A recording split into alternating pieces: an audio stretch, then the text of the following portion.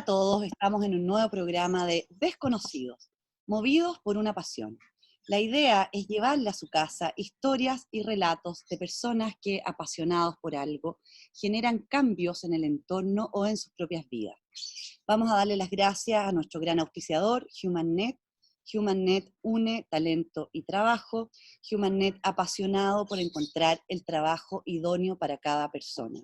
En este tiempo de pandemia en que el tema laboral no está fácil, acérquese a HumanNet. HumanNet pueden visitar su página www.humannet.cl. Apasionado por buscar el trabajo específico para cada persona. Si usted es un empresario y también necesita buscar trabajadores, acérquese a HumanNet también. Dar las gracias también a nuestro antiguo y gran auspiciador desde los inicios de este programa, Viña Tinajas del Maule, que nos da un rico regalo para cada uno de nuestros invitados. Hoy día tenemos un programa relacionado a la pandemia, a lo que estamos viviendo. Muy entretenido, vamos a conversar con un historiador, vamos a conversar sobre enfermedades, cómo las enfermedades han influido en las sociedades. Así que voy a partir presentando a nuestro invitado hoy día, Jorge Martín Bascuñán. Hola Jorge, ¿cómo estás? Hola Francisca, gracias por la invitación. Muchas gracias a ti por estar con nosotros hoy día. Jorge es historiador, estudió historia en la Universidad Católica, actualmente cursa un doctorado en la Universidad Católica y dedicado a la docencia hace muchos años, actualmente docente de la Universidad Andrés Bello y docente de la Adolfo Ibáñez. Estoy bien, ¿no es cierto? Exactamente, sí. Jorge ha participado en cosas bastante importantes y relevantes en nuestro país, como por ejemplo en un libro que hablaba de los 150 años de la Sociedad Médica Chilena. No sé, Jorge, si lo tienes por ahí para que lo mostremos, porque Sí, lo tengo aquí. es bien interesante Este texto, ese, junto con algo. salió el año pasado, que es justamente en conmemoración de los 150 años de la Sociedad Médica de Santiago. Cuéntanos un poco de qué se trata ese texto. Bueno, la sociedad quería como hacer una mirada amplia de su trayectoria, de su formación a partir del año 1869 en adelante. Entre paréntesis, la Sociedad Médica de Santiago es una de las más antiguas de América Latina. Y su revista médica, que salió un par de años después que se formó la sociedad, también es una de las más antiguas a nivel mundial incluso. Y justamente ellos querían ver estos grandes hitos de formación de la sociedad médica y cómo los médicos han influenciado y han tenido un papel importante en la investigación sobre las enfermedades y también como partícipes de la sociedad chilena, no solamente como profesionales, sino que también en el aspecto médico, cultural, político, etc. Súper. Vamos a dejar invitado entonces a todo aquel que le interese echarle una mirada. Yo lo encuentro bien interesante. Tengo entendido que participaron médicos también contigo, el doctor Acuña me mencionaste, y Sí, sí, trabajé en conjunto y coeditamos junto con el doctor Gilberto González y Guillermo Acuña, entre otros, porque fue un equipo grande que trabajamos ahí en la preparación del texto. ¿Dónde podemos encontrar el texto si alguien quisiera leerlo? Mira, yo sé que la sociedad tiene algunos ejemplares. También la sociedad encargó, y yo también me encargué de distribuirlos en diferentes bibliotecas. Está la Biblioteca Nacional, sé que también está el Museo Histórico Nacional, y ellos, la sociedad también la fueron entregando a diferentes bibliotecas de las facultades de medicina de las diferentes universidades. Perfecto, súper. Así que vamos a buscarlo por ahí para echarle una mirada. Jorge, cuéntanos un poco a todos los que te estamos escuchando en este programa, ¿qué hace un historiador? Y un poco relacionado con tu tema, porque tú me contabas que tu tesis doctoral tiene que ver con enfermedades de la salud, específicamente sífilis, que yo lo encuentro un tema apasionante por lo que generó en las sociedades antes de que existiera la penicilina. Pero cuéntale un poco cuéntanos, ¿qué le pasa a Jorge Martín que termina metiéndose en la historia? O sea, ¿qué te ocurre a ti desde niño, en el fondo, que terminas siendo historiador? ¿Y qué implicancias tiene esto en la vida que llevas hoy día? ¿A qué te dedicas? ¿Qué hace una persona que es historiadora? Ya, a ver, ¿cómo metí la historia? Bueno, yo creo que le debo este interés, esta pasión por la historia a mi profesor de historia del colegio. En general uno tiene malos recuerdos sobre los profesores de historia en el colegio, sobre todo para las personas mayores como yo, que los profesores eran como muy de memorizar, de datos. Bueno, a mí me tocó un profesor todo lo contrario. Fue un profesor que nos hizo pensar, que nos hizo reflexionar. Recuerdo una situación, por ejemplo, cuando tocaba ver la Segunda Guerra Mundial. Él tuvo una genial idea de dividir el curso en grupos y que cada grupo representara un bando de la Segunda Guerra Mundial y debatiéramos justamente a partir de esos bandos. A partir de ahí comenzó toda esta pasión por la historia y bueno, cuando ya entré a la universidad, una de mis primeras opciones fue justamente la historia. Y de ahí, bueno, avancé, saqué el pregrado, fui como derivando en diferentes temas. ¿Ah? Primero me interesaba un poco la historia de la iglesia, pero después me fui derivando al tema de la historia de la salud. Y yo creo que ahí fue básicamente por un tema de una experiencia personal. ¿Mm? Cuando yo era adolescente, me diagnosticaron epilepsia. ¿Mm? Tratamiento, bueno, me trataron y ahora estoy perfectamente bien. Pero me llamó mucho la atención poco después, cuando uno ya empieza como a reflexionar con respecto a lo que le pasa en su vida, cómo se van creando imágenes en torno a las enfermedades. Por ejemplo, cuando yo fui diagnosticado, me dijeron que, no sé, nunca iba a poder manejar, por ejemplo, que iba a tener una serie de limitaciones, que iba a estar siempre pendiente de mis medicamentos. Y bueno, cuando entré a estudiar historia también fui viendo justamente todo lo que se crea con respecto a la historia y a las personas que han sufrido, por ejemplo, la epilepsia, ¿m? Ya. Que en general son, no sé, personajes destacados, que Alejandro Magno, que Julio César. Entonces uno empieza así como a pensar, a hacer como vínculos, y a partir de ahí me fui metiendo con el tema de las enfermedades y cómo se crean estos discursos, estas imágenes en torno a las enfermedades. ¿Mm? ¿Podrías contarnos a grandes rasgos, porque el programa lamentablemente dura media hora, así que contigo ¿Mm? podríamos conversar, no sé, 5 horas, pero en términos de pandemia, que es lo que estamos ¿Mm? viviendo hoy, si miramos hacia la historia hacia atrás, ¿Mm? en Chile o en el mundo, ¿qué otras grandes pandemias hemos tenido o cómo ves tú alguna diferencia en cómo las sociedades han manejado esta pandemia? Mira, bueno, pandemias hacia el pasado han habido muchas en realidad, tanto en Chile como a nivel mundial. Creo que las más conocidas, por ejemplo, la peste negra durante la Edad Media, ahora está justamente muy vinculado con el tema del COVID-19, la gripe española, por ejemplo, de los años 20. Mm, pero, por ejemplo, igual hay otros episodios también que uno de repente no, como que no los olvida un poco. Por ejemplo, las epidemias y los brotes de cólera, por ejemplo. En el siglo XIX hubo varios brotes de cólera. Muchos de ellos alcanzaron extensiones bastante, fueron pandemias en realidad. Comenzaron también en Oriente, en la India, qué sé yo, y se llegaron a Europa, a América Latina, a Norteamérica, y causaron una mortalidad bastante grande.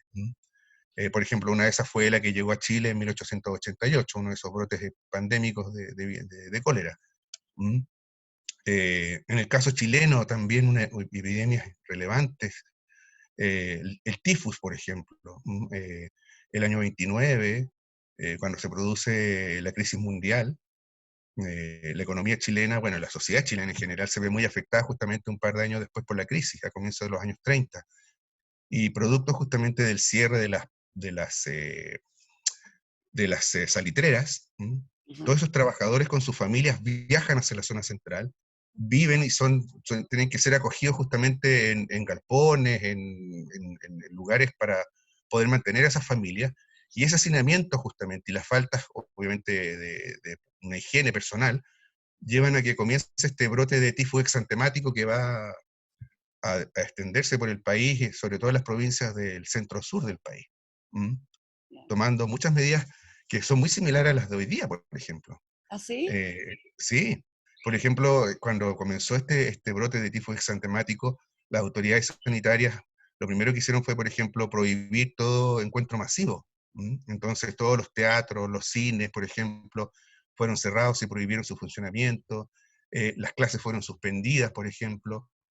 A los empleados públicos se les hizo un horario especial para que no se congregaran y no se aglomeraran, por ejemplo, en el transporte público, los tranvías, por ejemplo. Perfecto. de dónde sale toda la información, Jorge? Perdona la ignorancia, ¿Mm? pero todo esto que tú nos estás contando, ¿se lee en libros, hay escritos?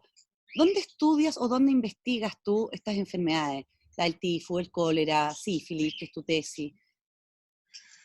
Bueno, hay varias fuentes, fíjate. Uno podría pensar que en realidad las fuentes son pocas, pero si uno comienza a mirar, hay una multitud de fuentes bien interesantes para poder tratar estos temas. Bueno, de partida, las publicaciones de los propios médicos. ¿M? La revista médica, justamente, que estábamos mencionando recién, es una fuente fundamental para entrar a estudiar diversas enfermedades. ¿M? Los médicos ahí, muchos de ellos publican artículos donde estudian algunas enfermedades, plantean algunos tratamientos. Hay estudios de casos también bien interesantes. Eh, También ya en fuentes quizás no especializadas de la disciplina, la prensa, ¿m? La prensa de cada periodo, importantísima. Documentos también oficiales, sobre todo a partir del siglo XX, cuando ya comienzan a crearse la institucionalidad sanitaria en el país, los documentos oficiales del Ministerio de Higiene, por ejemplo, ya a comienzos del fines del XIX, principio del siglo XX, el Consejo Superior de Higiene. ¿Se llamaba así? ¿Se eh, llamaba Ministerio de Higiene, Consejo Superior de Higiene? Ya, el primero fue el Consejo Superior de Higiene, perfecto. pero que tenía un carácter consultivo solamente. Ya, Después del año 24, cuando se crea el Ministerio de Higiene, ya es un ministerio que tiene muchas más posibilidades de ejecutar políticas, más que estar consultando y asesorando a las autoridades. ya. Ah, mira, qué entretenido. ¿Hay algún caso o algo que te haya llamado la atención que tú recuerdes en estas investigaciones de cualquier área de la salud, no solamente pandemia, que te haya Ujú. llamado profundamente la atención en cuanto a la reacción de la sociedad? Porque yo creo que lo más entretenido, me parece a mí, es ver cómo el ser humano o repite las mismas conductas o los cambios que ha tenido. Sí, a ver, bueno, hay muchas cosas que de repente uno llama la atención, pero lo que siempre me ha llamado la atención con respecto al tema de las enfermedades, y que lo trata muy bien, por ejemplo, Susan Sontag. Ella escribió un libro, eh, dos textos relacionados justamente con el tema de las imágenes que se crean en torno a las enfermedades. Eh, el cáncer y sus metáforas es uno de los primeros que ella escribió, y Ya, plantea justamente cómo en torno a enfermedades como el cáncer, bueno, después estudió el tema del VIH y la sífilis, se crean una serie de imágenes y de discursos. Y una de las cosas que ella recalca mucho en esos dos textos es el hecho de cómo eh, buscamos una responsabilidad en un otro con respecto a las enfermedades. ¿Mm? Sobre todo en enfermedades que tienen un estigma social, ¿m? Como por ejemplo fue la sífilis en el pasado, o el VIH a partir de la década de los 80, por ejemplo. Eh, Cómo hay ciertos grupos, se tiene que crear un discurso de que no, no es una enfermedad de nosotros como comunidad, sino que la trajeron otros, ¿m? Los homosexuales, los inmigrantes, los negros. ¿Ah? En el caso de la sífilis, por ejemplo, fue presente eso, sobre todo en el siglo XIX. En los sectores más acomodados de la sociedad, que también tenían la enfermedad, en general, claro, ellos buscaban un culpable, no. Es que nosotros tenemos una familia bien ordenada, ¿ah? Entonces, si alguien se contagia es porque la sirvienta, porque la nodriza, lo que comentábamos el otro día, eh, hizo que alguien de la familia se infectara. ¿Mm? claro, pero ese ISO no iba relacionado con una actividad sexual, digamos, porque la sífilis es una Claro. enfermedad de transmisión sexual que se contagia por enfermedad de transmisión sexual. No, Claro, es que se crean, por ejemplo, una serie de discursos, o sea, por ejemplo, las sirvientas ya, o la servidumbre, eran porque habían utilizado un vaso o una cuchara y que después a lo mejor no se había lavado bien y eso había contagiado. El tema, por ejemplo, de la prostitución también, en el caso de las enfermedades de transmisión sexual, es siempre la mujer la responsable, no el hombre. sí. ¿M? Entonces, cuando se reglamenta, por ejemplo, la prostitución es para reglamentar a las mujeres que ejercen la prostitución, pero en ningún momento se imponen sanciones o se ponen restricciones a los hombres que van a esos lugares, por ejemplo. ¿Qué año más o menos se reglamenta la prostitución?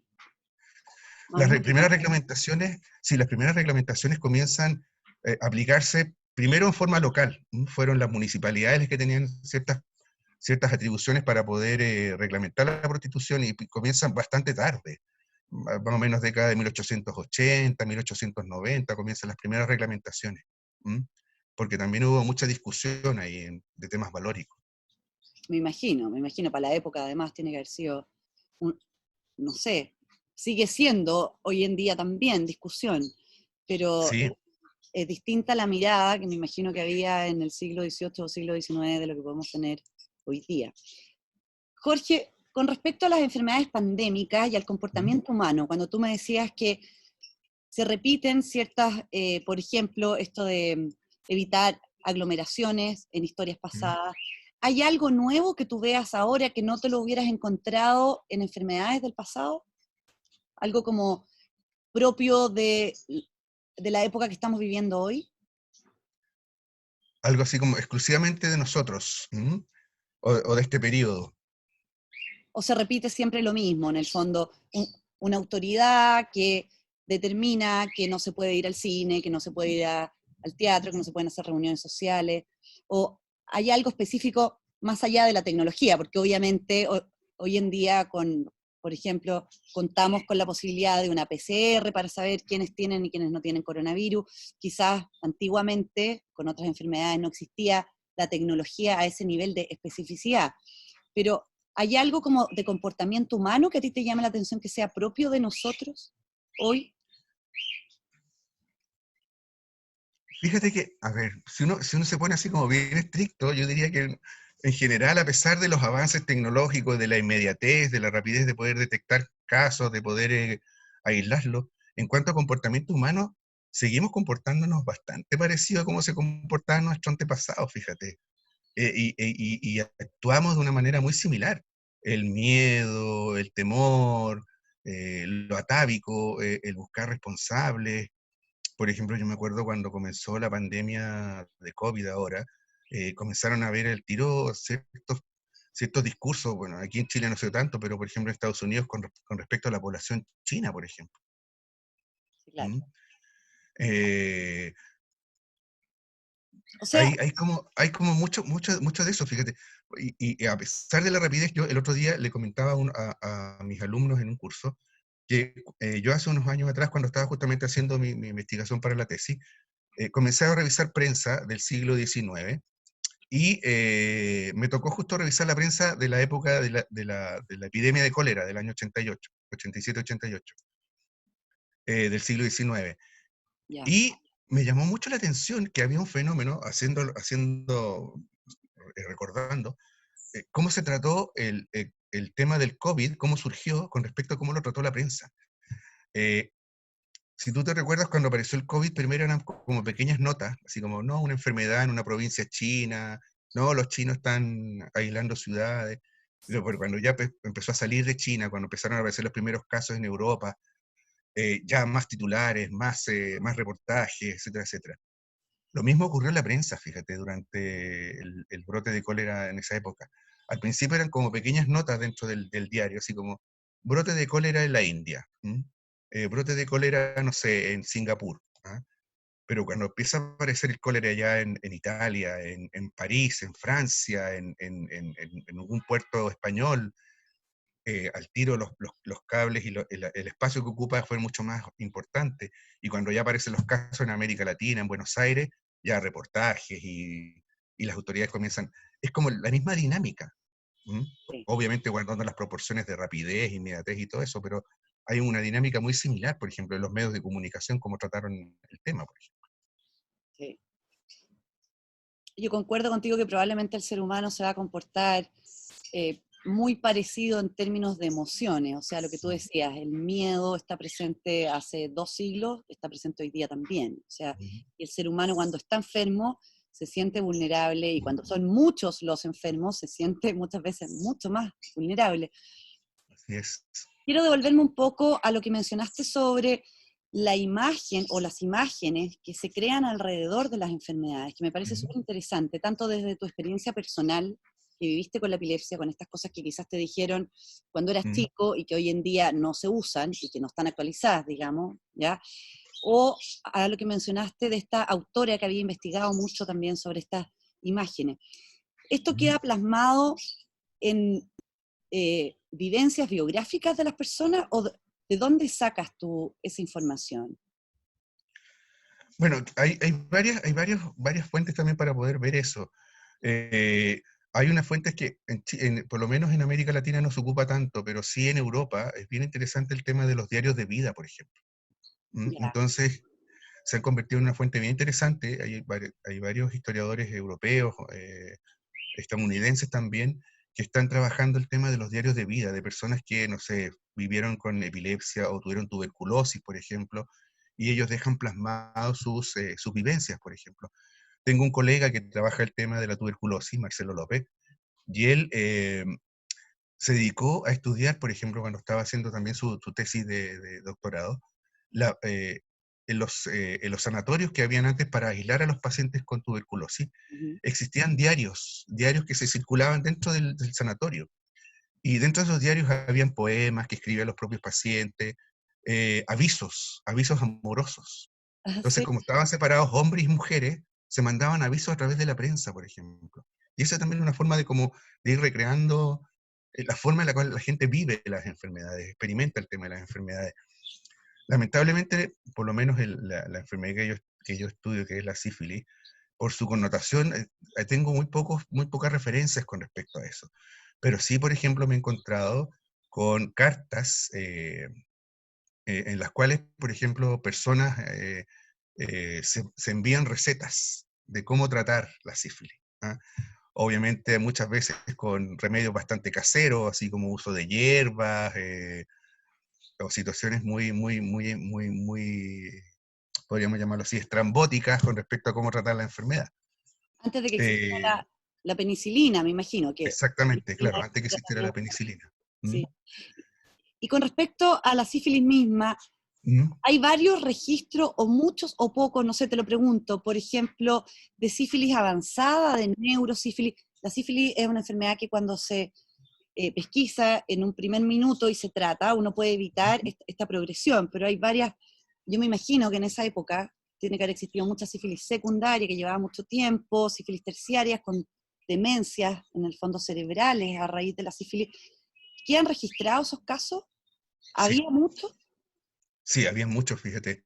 Y esos casos la mayoría de las veces están registrados justamente, bueno, en las publicaciones médicas y también en algunas estadísticas. Yo me he encontrado con estadísticas de algunos eh, establecimientos que, sobre todo a partir de la década de los 30, 1930, 1940, comienzan por esta política del Estado de tratar de controlar estas enfermedades, se llevaban registro, por ejemplo, de las personas enfermas y también se ponía, como ya se conocía el tema de las etapas de la enfermedad, se clasificaban a los enfermos justamente en sus diferentes etapas. Y si uno mira justamente las últimas etapas, que son, como tú dices, las más severas, hay muchos. Y el otro tema que también causaba una gran preocupación, tanto no solamente a los médicos, sino que a las autoridades políticas, era el tema de la sífilis congénita, Sí, claro, ¿m? sí. Que era un problema muy grave. ¿M? Muy grave, porque la mujer embarazada que cursa con sífilis y que no se trata, hoy en día en los controles de embarazo nosotros buscamos siempre sífilis, o sea, dentro del Ministerio de Salud es obligatorio estar buscando y pesquisando si esa mujer embarazada tiene sífilis o no, porque Mm. se puede prevenir esa malformación fetal de sífilis congénita. Sí, tiene que haber nacido harta sífilis congénita, me imagino. Sí, Mm. sí, y justamente viéndolo en el marco político social que está viviendo el país, que estaba un proyecto desarrollista, era uno de los objetivos era tener una población sana, o sea, una población sana que pudiera trabajar, que pudiera consumir. Por tanto, era como un objetivo terminar con esta población que iban a ser enferma, que no iba a ser productiva. ¿No? Exactamente. Jorge, te quiero llevar como al futuro, porque hemos estado conversando hacia atrás, hacia la historia, pero si tú pudieras viajar hacia el futuro y fueras un historiador, no sé, que está viviendo en 100 años más en este mundo, ¿Mm? ¿cómo crees tú que va a quedar registrada la historia de la pandemia que estamos viviendo? Ay, chuta, historia contrafactual. Mira, yo creo que hay cosas que van a quedar como muy marcadas en esta pandemia. La relevancia, yo creo que la van a dar las generaciones futuras, pero creo que hay cosas que son importantes en cuanto al tema de que las sociedades y los gobiernos se han dado cuenta de que es necesario contar con sistemas de salud adecuados, sistemas de salud que den respuesta a este tipo de eventos, ¿ah? Con recursos, con personal capacitado, y que los estados se están dando cuenta de que es necesario y que la salud de los aspectos que tiene que velar un estado, la salud es justamente algo fundamental. El otro tema también relevante es la reacción de la sociedad. ¿Mm? A mí me ha llamado mucho la atención, sobre todo lo que está pasando en Europa ahora, que los europeos, eh, en la primera ola, claro, todos se encerraron, todos estaban preocupados, pero pasó la primera ola, ya comenzaron a abrirse un poco, y ahora están todos como desatados, así como que nadie les puede imponer nada porque no queremos volver a encerrarnos y todo. Bueno, con justa razón, obviamente, pero es como el poco, creo que a pesar del impacto que ha significado la epidemia, la pandemia, en cuanto al número de decesos, a la paralización económica, como que las personas, la sociedad civil, no ha asumido todavía que tiene un rol importante en poder controlar el contagio, la difusión de la pandemia. ¿Mm? Y yo creo que eso es algo que también yo creo que se va a tomar mucho en cuenta cuando se analice esta pandemia. Y la otra, las relaciones entre el poder político y el manejo. ¿Mm? Las diferencias que han habido entre diferentes gobiernos, por ejemplo, en cómo han tratado la pandemia. O sea, algunos gobiernos con una mirada muy estricta, con políticas bien centradas, otros gobiernos con una actitud completamente relajada, ¿ah? Diciendo, no, esto no, este es un simple resfrío nomás, ¿ah? O tome un poquito de cloroquina y se le va a pasar y no sé qué. Entonces, como que hay diferentes miradas, no hay como una mirada única o una mirada o una visión más unidireccional para poder tratar el fenómeno que nos está tocando vivir. Yo creo que esos son algunos elementos quizás también que en el futuro se van a ver y van a decir, bueno, y lo último también, el fortalecer los sistemas de detección de las instituciones como la OMS, por ejemplo. Mm, existen justamente todos estos sistemas de detección temprana de cualquier brote nuevo, de virus nuevo que pueda surgir, pero yo creo que la pandemia puso en evidencia de que no basta solamente con detectarlo, sino que hay que tener la posibilidad de que esas autoridades puedan tomar las medidas para controlarlo. Y Exacto. creo que ahí falló justamente el tema. Jorge, se nos va el programa, porque dura media hora, ¿Mm? lamentablemente, pero antes de terminar, quiero que le trates de transmitir al auditor, te iba a decir, pero es A la la persona audiencia. a la audiencia, en el fondo, las ¿Mm? personas que están viendo el programa. Tú eres historiador, te dedicas a investigar en la historia, más allá de ¿Mm? hacer clases. ¿Qué hace que alguien se apasione por esto? ¿Qué te pasa a ti que le puedas dedicar? Porque alguien puede decir, pero qué fomedad, debe pasar metido en bibliotecas todo el día, leyendo todo el día. ¿Dónde está lo lindo? ¿Dónde está lo que apasiona? ¿Dónde está para ti, Jorge Martín, lo que te mueve a decir, me encanta esto que hago y me gusta y estoy feliz de haber estudiado historia y ser historiador? A ver, ¿qué me apasiona? ¿Qué me mueve? Así como, claro, porque en general, como tú dices, la gente podría pensar que la historia es súper fome, que es como estar encerrado leyendo. Pero me apasiona la posibilidad de poder comprender, de poder entender que los fenómenos o los hechos que estamos viviendo hoy día no están aislados, sino que tienen un contexto, se desarrollan en un escenario. Eh, Hay una serie de otras variables que uno puede ir analizando a partir de esta mirada histórica, no solamente hacia el pasado, sino que también muchas veces las situaciones del presente. O sea, comprender, por ejemplo, que el tema de una enfermedad no es solamente algo biológico, sino que hay factores económicos, factores sociales, y eso es lo que me apasiona un poco de la historia, poder tener esa mirada, poder comprender un poco eso y obviamente a partir del trabajo que yo desde un historiador poder entregar eso a las personas para que puedan justamente también enriquecer su mirada. ¿Mm? poderles decir, miren, esto no es solamente algo que es solamente político, no es solamente biológico, sino que hay efectos económicos, hay efectos culturales, ¿ah?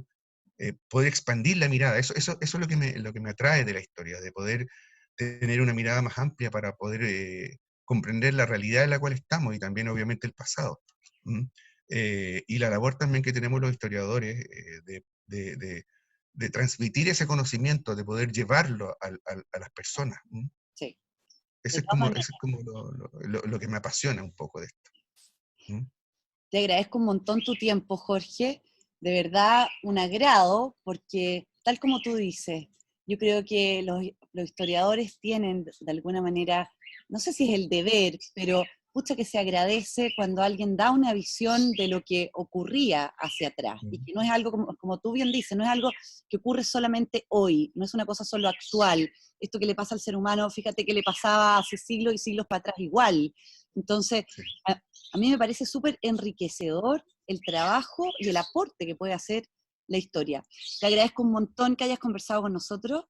Muchas, muchas gracias. Y yo feliz converso contigo después otras cosas más puntuales. Yo quedé fascinada con tu tema de la sífilis, porque encuentro que es apasionante el tema. Sí, sí, es apasionante, me gusta mucho. Bueno, Francisca, muchas gracias por la invitación. Bueno, espero que sea algo que pueda ayudar a muchas personas, a muchos oyentes también a poder interesarse en este tema, a poder ellos mismos comenzar a meterse, a ver justamente, no solamente el tema del COVID, sino quizás otro tipo de enfermedades, otro tipo de situaciones. ¿Mm? Sí, quizás quedarnos también con esto que tú bien describiste de la importancia que genera la imagen que se forma alrededor de una enfermedad. Mm. Cómo se estigmatiza de alguna manera a ciertas poblaciones, a ciertos enfermos en distintas épocas, ¿no es cierto? Cómo eso va cambiando y lo cuidadoso que hay que hacer también justamente por lo mismo, porque en el fondo muchas veces los médicos cometemos el error, o por ignorancia, porque no se sabía, de estigmatizar, de poner ciertos límites, quizás que cuando uno lo mira hacia atrás uno dice, pero qué horror, ¿para qué hacían eso? Claro, hay que entender el contexto de que no se conocía la enfermedad de la manera que se conoce hoy día, no existían los tratamientos que existían hoy. A mí me parece súper, súper interesante. Muchas gracias, Jorge. Te va a llegar un Gracias, Francisca. regalito, te va a llegar un regalo de Viña Tinajas del Maule que nosotros le mandamos Oh, a todos nuestros invitados. qué Y bueno, gracias. gracias a ti. Y nosotros nos vemos en otro programa la próxima semana de Desconocidos, movidos por una pasión. Vamos a darle las gracias a nuestro gran auspiciador HumanNet. HumanNet une talento y trabajo, apasionado por encontrar el trabajo idóneo para cada persona. Pueden ver más de HumanNet en su página www.humannet.cl. Agradecer también a Viña Tinajas del Maule, que nos da un rico regalo para nuestro invitado. Chao, chao.